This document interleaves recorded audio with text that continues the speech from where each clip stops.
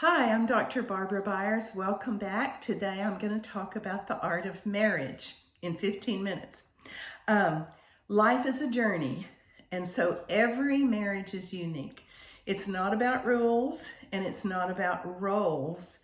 It's about, as a Christian, demonstrating the presence of the life of Christ within our marriage, demonstrating in that marriage how we are the bride of Christ. Our marriage is so much bigger than we are. And God has great plans for your marriage. Your marriage isn't just intended for you. It's intended for others, and it's a living image. And we have to recognize too, we've been entrusted with the heart of another, to love them, protect them, to want their good. So God didn't make men and women exactly alike. The differences, the diversities are all part of his plans, and they're to be celebrated because that's what brings interest and fullness. And when joined, 1 plus 1 is so much more in synergy than just an addition of two people. It's a new entity. It's blessed by God from the very beginning to becoming one, which is what he anticipates and what he planned. And our faith should show up. It should show up and brim over in our marriages. I've heard marriage called sanctification 501. That's certainly true because marriage does get to our real issues: selfishness, defensiveness, living with another, and so on. So I'm a bit of a fan of all things royal, European royalty. I lived in Scotland for a few years, and so in April of 2011, I watched as Princess William and Catherine got married. And in part of that ceremony, the Bishop of London gave a short, succinct, but very beautiful address to them. And I'd like to just read a couple of paragraphs from that. Marriage is intended to be a way in which man and woman help each other to become what God meant each one to be, their deepest and truest selves. I love that. Their deepest and truest selves. That sounds pretty different than some of our 21st century ideas about happiness and romance, doesn't it? Faithful and committed relationships offer a door into the mystery of spiritual life, in which we discover the more we give of self, the richer we become in soul. The more we go beyond ourselves in love, the more we become our true selves, and our spiritual beauty is more fully revealed. In marriage, we're seeking to bring one another into fuller life. Marriage should transform. It's possible to transform, as long as we do not harbor ambitions to reform our partner. There must be no coercion if the Spirit is to flow. Each must give the other space and freedom. As we move toward our partner in love, the Holy Spirit is quickened within us, and we can increasingly fill our lights with life. I think that is so beautiful. Dr. Lucien Bouvet called a marriage a work of art. And it really is work. If we're to do it well, we have to work at our marriages. We have to make it want to work. We have to take the time that's required. So I want to talk about a few trios in marriage. All right, and I'm sure there are more, but these are some that come to my mind. The first and most important is the man, the woman, and the Lord. The husband, the wife, and Jesus. So making him Lord of our marriage means we can trust him to speak to us about our spouse. We can also trust him to speak to our spouse about us, and that means we need to be listening. And we can receive from the Spirit what we both need. If we're alive in the Spirit and to the Spirit, we're more alive in our marriages to one another. His living within us increases our ability to love, to understand, to see, to know the other person.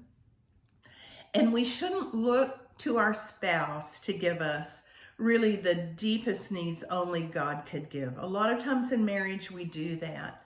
You know, give me what I need. You must give me what I need. But no other human being is fully equipped or capable of that, which keeps us from some codependency.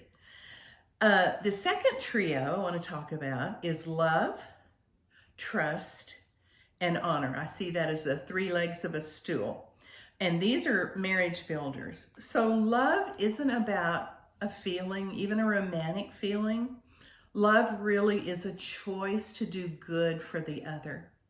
And if we take a look at 1 Corinthians 13, we see it's patient, it's kind, it doesn't keep an account of wrongs, and so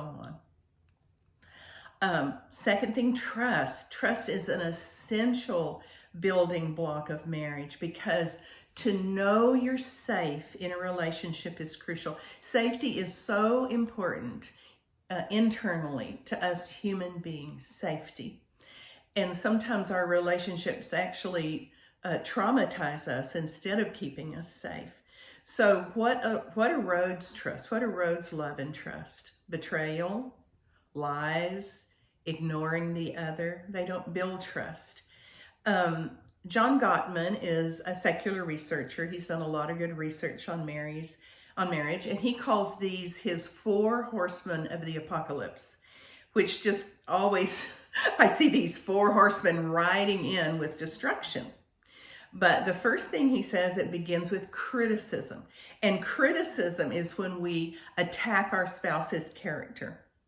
Then that can move into a form of contempt, where we are actually attacking their sense of self. These do not build up. The next thing is defensiveness. Defensiveness, where I feel like the victim. And so I'm building a narrative that makes me innocent and makes you the bad person, rather than living undefended. And then the last one he calls, these destructive ones, is stonewalling, where we ignore, where we withhold, where we avoid, where we withdraw. Sometimes we do have to withhold or withdraw out of necessity in wisdom, but I'm talking about when we do it in spite and instead of building our marriage. So love, trust, and then honor. I love that word rather than just respect. I feel like it carries a lot more weight. And we see Peter talking about this in 1 Peter 3, 1 through 8. He speaks of honor as an ingredient of grace-filled marriages. To dishonor our spouse really is to dishonor the Lord. We don't see it that way a lot of times, but it is. And we need to learn to honor our spouse and to honor the Jesus in them and listen to what he's showing us about them. He addresses wives and he says, you do this with a gentle spirit. He addresses husbands and he says, you honor your wives by living with them, getting to know them, living with them in an understanding way, knowing they're different than you. And then he talks about becoming joint heirs. I just love that phrase, or heirs together of the grace of life. That puts us in a unique position in marriage, joint heirs of his grace. Then in verse 8, he invites us to cultivate some character qualities, some dispositions, like-mindedness, compassion, humility. So let's look at the next trio. Humility, acceptance, and appreciation. Humility is so important. To humble ourselves, to know we could be wrong, to know we've made mistakes. Even if your partner has a reaction that's too big, we still have to own our part in it and develop humility and learn to be much less defensive, to wait and to listen. That takes a lot of humility, to be slow to speak, to be quick to hear, as James says. The next part of this trio is acceptance. You often walk down the aisle to an idealized version of that person in your own mind. And God accepts us just as we really are. And so as we live with our spouse, we begin to see, oh, they're not the idealized version.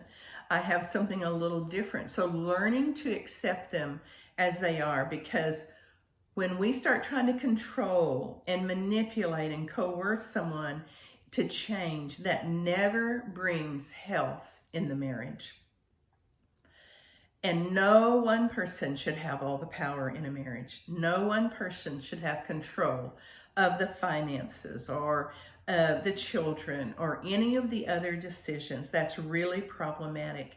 And often the more immature we are, the more fearful we are. And the more fearful we are, the more we try to control, or the more we allow ourselves to be controlled, neither of which is of the Spirit of the Lord. But when we understand and accept one another, that really is fertile soil for a marriage to grow good crops. And we learn to accept the other person as God accepts us. Paul Tournier wrote in an old book called To Understand Each Other, "He who loves understands, and he who understands love. To fail to understand one's spouse is a failure to grow and fulfill one's responsibility. If you assume you know them, you've given up discovery and willingness to understand and grow. Assuming you know is a marriage killer." And then the last of this trio is simply learning to be appreciative and to express it verbally. The last trio I want to talk about is receive, give, and exchange well. So, for example, we learn to talk, but we also learn to listen without assumptions. We come to places of understanding based in goodwill. And I say goodwill because we need to feel like if we're going to talk to someone, there's going to be a warm receptivity. There's going to be attentive listening. There's going to be curiosity and a reaching for one another. So one Sunday afternoon a few years back, I was having a late lunch at La Madeleine. You may or may not know that restaurant. It was begun by a Frenchman who moved to Dallas and started his first La Madeleine restaurant there. So I was having lunch and they had just made quite a few changes, and a gentleman walked up to me and he said hello, and he introduced himself, and he said, "I just want to know what you like or don't like about the changes we've made." And so I gave him my opinion and we started chatting.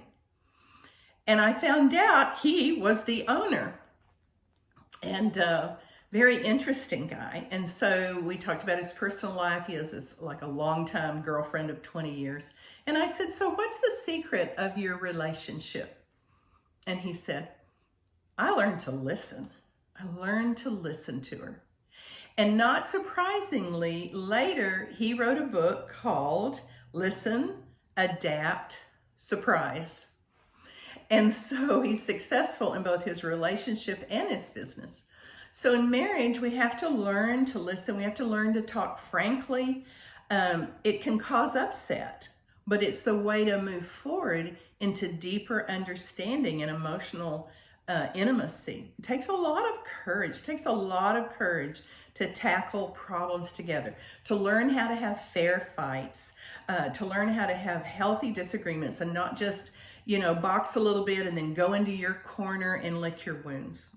There's no real forward movement in that. So I want to close with Matthew 19:11 in the Message. It says, marriage requires a certain aptitude and grace. It requires aptitude. We have to learn some things. How to communicate, how to balance a budget, how to live with another person. We can learn, but it requires grace. We give and we receive grace because we've been given the grace of God. And then he says, the next verse, verse 12, he talks about growing into the largeness of marriage. I really like that. Some people see marriage as limiting, but it's not. We're to grow into the largeness of it when it's well done. And God gives us the beautiful grace for that. He empowers and offers us grace for our marriage to make it large, to make it beautiful on the earth.